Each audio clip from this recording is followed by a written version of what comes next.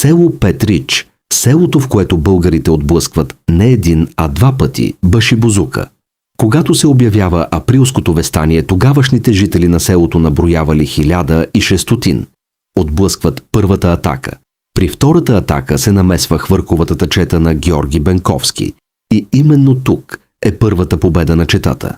След изтеглянето и обаче турците се връщат, а тук идва и подвига на Нено Гугов, който поема вината, казвайки на Хафъз Паша: Паша ефенди, не мъчи простото население.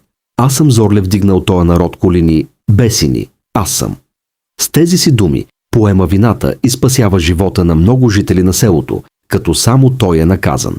А най-интересното в цялата история е, че куршумите, с които са се защитавали в селото, били отляти от претопените църковни камбани, които отеквали с всеки изстрел.